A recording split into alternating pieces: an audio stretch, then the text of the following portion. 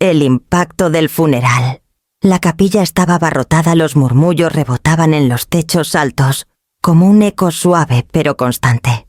Yo estaba sentada rígida en la tercera fila con Mariana, aferrada a mi mano, sus ojos enrojecidos por el llanto. Todo parecía irreal, estar aquí en el funeral de Javier, a mis 65 años, frente a una familia que parecía más interesada en lo que heredarían que en honrar al hombre que habíamos perdido. Cuando el abogado se puso de pie para leer el testamento, sentí un nudo en el estómago. Observé cómo Alejandra y Esteban Carvajal se inclinaban hacia adelante, ansiosos por escuchar las cifras, sus sonrisas pulidas, ocultando años de ambición calculada. Y entonces pasó. Anunciaron primero la herencia de Mariana, una suma tan grande que me dejó atónita. Ella ya había recibido acciones, propiedades y un fondo fiduciario que la dejaría bien parada de por vida. Mariana soltó un jadeo y una leve sonrisa atravesó su duelo. Luego mencionaron mi nombre. Todas las miradas se volvieron hacia mí. Tomé el sobre pequeño y gastado que me entregó el abogado, y un silencio helado se apoderó de la sala. Todos esperaban un gesto simbólico, algo sin importancia, tal vez un cheque o una baratija. Pero dentro encontré un boleto de avión. Las esquinas estaban arrugadas y el destino decía Ciudad de México con salida en 2 días. Parpadeé sin saber si era una broma cruel. Esteban soltó una risita. Alejandra puso los ojos en blanco y sentí el aguijón de su burla como un corte en la piel. A mis 65 años, con el duelo fresco y mi vida expuesta, me sentí humillada, vulnerable y completamente sola. El boleto pesaba más que cualquier suma de dinero, pero a la vez era más ligero que el peso de sus juicios. Lo doblé con cuidado y lo guardé en el sobre con las manos temblando, antes de meterlo en mi bolso. No tenía idea de lo que Javier quería, pero, por primera vez en horas, sentí una chispa de curiosidad encendida bajo el peso de la tristeza. Me levanté del banco apretando la mano de Mariana un poco más fuerte y me preparé para salir de la capilla, sin saber que ese pequeño pedazo de papel era la llave de todo lo que vendría después. Cuando la capilla se vació, el aire afuera vibraba con charlas educadas que apenas escondían la tensión. Alejandra y Esteban Carvajal rondaban cerca de las camionetas negras, susurrando sobre opciones de acciones y casas de descanso en Valle de Bravo, sus risas afiladas y calculadas. Alejandra, de 42 años, se apoyaba en su bolso de diseñador, cada gesto suyo exigiendo atención, mientras Esteban, de 44, ajustaba sus gemelos como si ensayara para una junta de negocios. Habían heredado el hambre de poder de sus padres, Gloria y Víctor, quienes estaban un poco apartados observando la escena como generales curtidos evaluando a sus tropas. Los ojos de Gloria se cruzaron con los míos por un instante, corteses en la superficie, pero cargados de un juicio silencioso. La mano de Víctor se quedó cerca del sobre en el bolsillo de su abrigo, como si ya estuviera planeando su próximo movimiento. Los observé a todos sintiendo el peso de los años, la experiencia y la humildad callada que contrastaban con la arrogancia que me rodeaba. Hace tiempo aprendí que la sabiduría y la paciencia son más fuertes que la riqueza y el alarde, pero sus miradas me hacían dudar si ellos entendían la diferencia. El boleto ardía en mi bolso, sus bordes doblados insinuando secretos que aún no podía descifrar. Javier siempre tuvo la habilidad de planear a largo plazo, incluso cuando nada parecía tener sentido. Mariana jaló suavemente mi manga, recordándome que debía navegar este campo minado, no solo por mí, sino también por ella. Sentí las presiones sutiles acercándose, comentarios disfrazados de preocupación, susurros sobre practicidad, amenazas veladas como consejos. Cada una ponía a prueba mi determinación, empujándome a decidir si seguiría el camino que Javier dejó o me dejaría engullir por sus expectativas. Enderecé los hombros y respiré hondo, sabiendo que cada paso a partir de ahora importaría y que el sobre en mi bolso podría ser mi única guía. El viaje estaba comenzando. Después del funeral regresé al silencio de mi modesta casa en Querétaro, con las calles de la ciudad amortiguadas por una llovizna ligera. A mis 65 años me había acostumbrado a una vida construida con propósito, más que con lujos. Enseñar historia fue mi vocación durante 40 años, moldeando mentes e inspirando curiosidad. Y en esos años vi a Mariana crecer de una niña vivaz a la mujer reflexiva que es ahora. Elegí esta vida por encima de la ambición, por encima de la comodidad de la riqueza, porque Javier y yo creíamos en el significado antes que en el dinero. Recordé su voz en las noches en la cocina siempre con un ánimo suave. Clara sigue lo que importa, no lo que brilla. El dinero se desvanece, pero el propósito perdura. Esas palabras guiaron cada decisión desde tomar clases extra hasta guiar a estudiantes hasta altas horas de la noche, o rechazar ascensos administrativos que me habrían robado tiempo con Mariana. Pero ahora, sentada en la casa silenciosa con sus pisos crujientes y el zumbido constante del refrigerador, sentí el peso de mis decisiones. El jardín necesitaba cuidados. La llave que goteaba seguía sin arreglarse, y mi cuerpo me recordaba a diario las exigencias de la edad. Los vecinos llamaban con pequeños favores, preocupaciones menores que parecían monumentales, y aún en el retiro había trabajo por hacer. Al otro lado de la ciudad, Alejandra y Esteban estarían calculando cómo invertir sus nuevos millones con los ojos fijos en ganancias materiales, mientras yo medía la riqueza en las noches leyendo con Mariana o jugando dominó en nuestra mesa de cocina abollada. El contraste dolía, pero también fortalecía mi determinación. Había elegido lo que importaba, solo que aún no sabía cómo esa elección se cruzaría con el extraño viaje que el boleto de avión estaba a punto de exigir.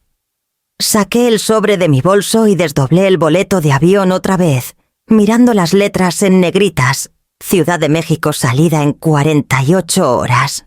El papel se sentía increíblemente ligero en mis manos, pero su peso me aplastaba con cada pensamiento de dejar a Mariana sola aunque fuera por un viaje corto. A mis 65 años viajar al extranjero no era cosa sencilla.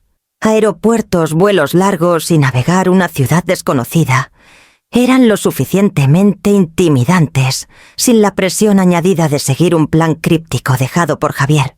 La breve nota del abogado metida bajo el boleto solo profundizaba el misterio. Sigue las instrucciones al pie de la letra. Confía en el viaje. Sin explicaciones, sin pistas, solo esa línea escrita con la letra cuidadosa y familiar de Javier. La releí y luego la dejé sobre la mesa, dejando que el silencio de mi sala se alargara incómodamente. Pensé en Mariana acurrucada en el sillón con su laptop, sin saber del todo las implicaciones de lo que sostenía. Ella entendería mi necesidad de seguir los deseos de Javier, pero dejarla aunque fuera temporalmente se sentía como una traición a todo lo que había construido para su seguridad y bienestar. Cuando mencioné el boleto a Gloria por teléfono, su risa fue cortante. Un viaje a la Ciudad de México a tu edad. Clara, ¿qué estás pensando? Seguro Javier no esperaba que esto fuera en serio. La voz de Víctor reforzó el comentario. Solo disfruta un fin de semana tranquilo en casa. No hagas esto más complicado de lo que es. Sus palabras destinadas a desestimarme solo avivaron la tensión que hervía bajo la superficie. Pero las pequeñas notas escondidas en el sobre insinuaban algo más, instrucciones específicas sobre documentos, el nombre de un contacto, menciones vagas de un lugar. Javier había dejado migajas para mí, y la idea de ignorarlas se sentía equivocada de una manera que carcomía mi determinación. Doblé el boleto con cuidado, deslizándolo de nuevo en el sobre. La decisión era mía, y sabía que en el momento en que actuara, no habría vuelta atrás. Preparándome para el viaje, comencé a planear, consciente de que el primer paso me llevaría a un camino diseñado por Javier, un camino que podría redefinir todo lo que creía saber.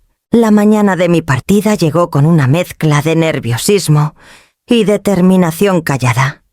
En el Aeropuerto Internacional de Querétaro arrastré mi maleta de mano por la terminal consciente del largo vuelo que me esperaba. Mis articulaciones dolían por el frío de la mañana y ajusté la bufanda alrededor de mi cuello, sabiendo que a mis 65 años, incluso, un viaje rutinario podía ser físicamente exigente. Me acomodé en el asiento del medio, casi al fondo del avión, echando un vistazo a los pasajeros a mi alrededor. Familias jóvenes lidiaban con maletas y niños inquietos, viajeros de negocios tecleaban furiosamente en sus laptops, y yo me sentía a la vez invisible y extrañamente visible. El zumbido de los motores y la ligera turbulencia me recordaban que este viaje era completamente mío y que mi independencia, ganada con esfuerzo durante décadas, estaba siendo puesta a prueba de maneras que no había enfrentado en años. Pasaron las horas con la monotonía rota por breves charlas con una azafata y una señora mayor en el asiento del pasillo, que compartió historias de sus propios viajes por México. El intercambio fue pequeño, pero me recordó que la resiliencia puede ser tranquila, mesurada y segura de sí misma.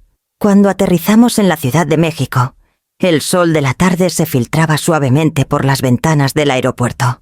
Lorenzo apareció casi de inmediato sosteniendo un letrero con mi nombre, en letras grandes. Su presencia era calmada, pero decidida, sus ojos cargados de una comprensión de que algo importante me esperaba. Mientras me guiaba por el bullicio de las llegadas hacia un sedán que esperaba, habló en un español cuidadoso con un acento suave pero preciso. Mencionó la previsión de mi abuelo y la importancia de seguir las instrucciones al pie de la letra, pero no ofreció más explicaciones. La chispa de misterio era palpable y sentí una emoción de anticipación mezclada con la ansiedad de lo desconocido. Cuando dejamos el aeropuerto atrás con el horizonte de la Ciudad de México extendiéndose a la distancia, me di cuenta de que cada kilómetro me alejaba más de lo familiar y me acercaba al secreto que mi esposo y su familia nunca se habían revelado, un secreto que podría redefinir todo lo que creía saber. El camino desde la Ciudad de México hasta la hacienda serpenteaba por colinas salpicadas de nopales y magueyes con la luz del sol, dorando los tejados de una manera que hacía el paisaje casi mágico. Lorenzo conducía con una confianza tranquila, navegando las curvas con una precisión que sugería que lo había hecho muchas veces antes. Mantuve las manos cruzadas en mi regazo, el sobre con el boleto de Javier, descansando ligeramente contra mi pecho, preguntándome qué me esperaba al final de este viaje. Por fin apareció un camino privado flanqueado por ahuehuetes que culminaba en una enorme puerta de madera que se abrió automáticamente al acercarnos. Más allá, la hacienda se alzaba como una joya de la historia, con sus muros de adobe y jardines en terrazas, que daban la sensación de un lugar intocado por el tiempo. Bajé del coche con la respiración atrapada entre el asombro y la incredulidad, y sentí todo el peso de la anticipación oprimiéndome. Una figura salió por las puertas principales moviéndose con la gracia y la autoridad de alguien acostumbrado a inspirar respeto sin palabras. Sofía Marín, de 88 años, mi suegra, había estado viviendo aquí en secreto, administrando la hacienda que Javier nunca mencionó. Su cabello plateado estaba recogido en un moño sencillo, sus ojos agudos y evaluadores. Cuando dijo mi nombre, su voz llevaba una mezcla de calidez y autoridad callada que me puso la piel de gallina. Me guió al interior explicando brevemente que mi abuelo había confiado la hacienda y sus operaciones a ella durante décadas, manteniendo cuidadosamente su legado hasta el momento adecuado. La hacienda producía 1 millón de botellas de mezcal al año. Había estado en la familia por generaciones, y cada detalle, desde el riego hasta los calendarios de cosecha, reflejaba una planificación meticulosa. Mi herencia no era solo dinero, era responsabilidad, historia y la continuación de un trabajo construido en secreto y devoción.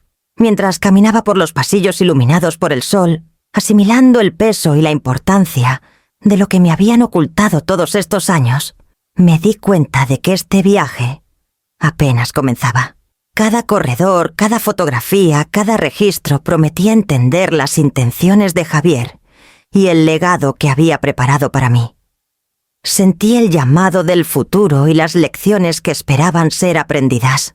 El verdadero desafío estaba por empezar y estaba lista para enfrentarlo. Sofía me hizo un gesto para que me sentara en una mesa de madera pulida en el estudio de la hacienda, sus ojos encontrándose con los míos, con una intensidad que exigía atención. Habló con deliberación relatando las decisiones que Javier había tomado antes de su muerte, decisiones cuidadosamente ocultas a todos los demás. Me había elegido a mí no por dinero ni apariencias, sino por la integridad que había mantenido a lo largo de mi vida, y los sacrificios que había hecho por Mariana y por la familia que construimos juntos. Escuché absorbiendo cada palabra, sintiendo las capas de pensamiento y cuidado que Javier había invertido en crear este momento. Sofía me entregó una tableta antigua, y la pantalla se iluminó con el rostro de Javier. Su voz firme y familiar llenó la habitación.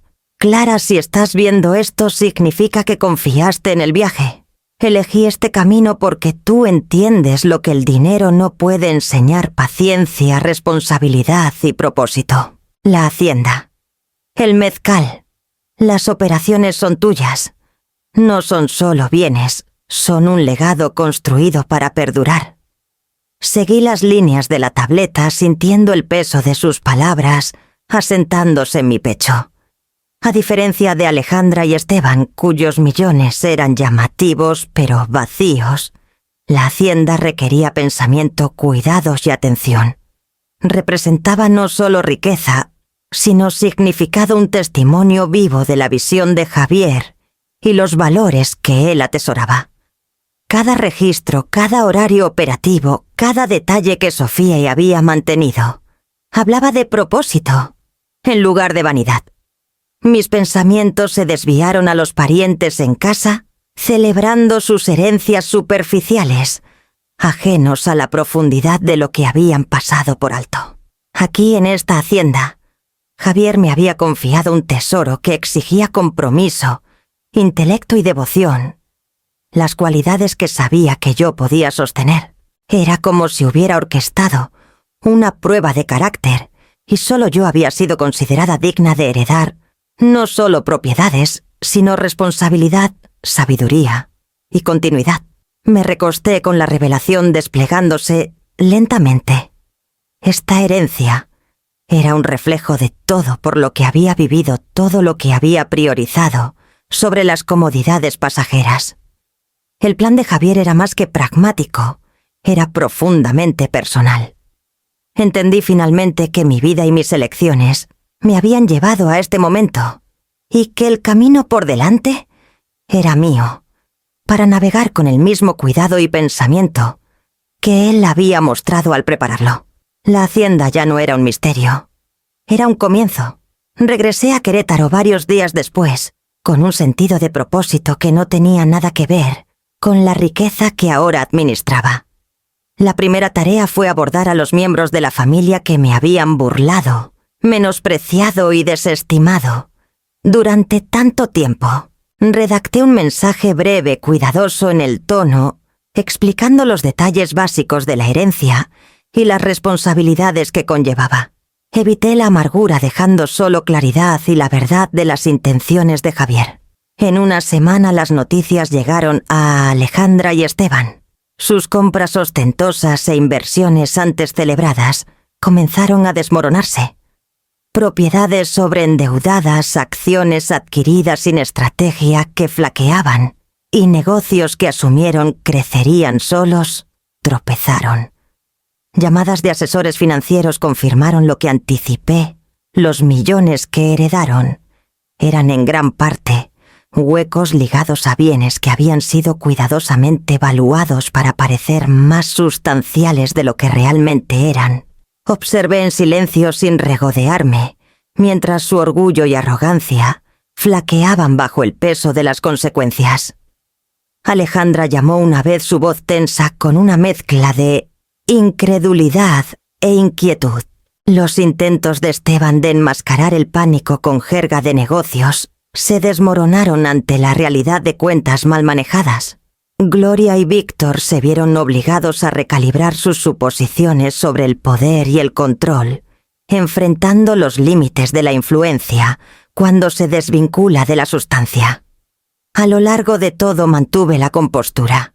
Me negué a inyectar venganza o satisfacción en el proceso. En cambio, me enfoqué en entender la hacienda, aprender los ritmos del mezcal y asegurar que Mariana estuviera incluida en las decisiones que importaban. La autoridad que ahora tenía no se basaba solo en la riqueza, sino en la responsabilidad, el conocimiento y el legado de confianza que Javier había depositado en mí.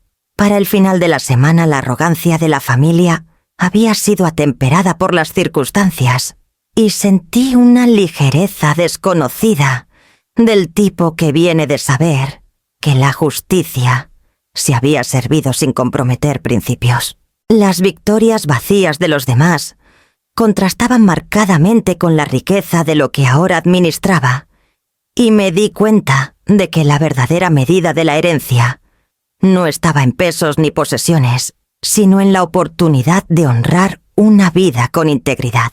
Esta comprensión me preparó para la siguiente fase: construir una vida que reflejara el propósito que Javier había imaginado. Me adapté al ritmo de la hacienda, aprendiendo los detalles del cultivo de agave, los calendarios de cosecha y la producción de mezcal, con la guía constante de Sofía y la experiencia práctica de Lorenzo. Cada día ofrecía una nueva lección, una comprensión más profunda del legado que Javier me había confiado. Mariana llegó poco después, ansiosa por explorarle esta hacienda, y observé cómo absorbía las lecciones de diligencia, paciencia y responsabilidad que no se podían comprar con dinero. Juntas cuidamos los agaves, medimos la calidad del suelo y planeamos para la próxima temporada. Sentí una satisfacción que no había experimentado en años, una independencia nacida no de la soledad, sino del propósito. A mis 65 años estaba navegando una vida que era a la vez completamente nueva y profundamente conectada con los valores que había sostenido durante décadas. El contraste con las herencias vacías de mis parientes era imposible de ignorar. Aquí la riqueza tenía significado. Exigía compromiso, pensamiento y cuidado. Cada decisión que tomaba moldeaba la hacienda, y cada lección que pasaba a Mariana fortalecía nuestro vínculo y la preparaba para una vida donde los valores importaban más que las apariencias. Mientras el sol se ponía sobre las colinas ondulantes, me di cuenta de que esto era solo el comienzo de una vida plenamente mía, guiada por la confianza que Javier había depositado en mí y las lecciones que Sofía continuaba enseñándome. La hacienda ya no era solo un secreto oculto, era la base de nuestro futuro.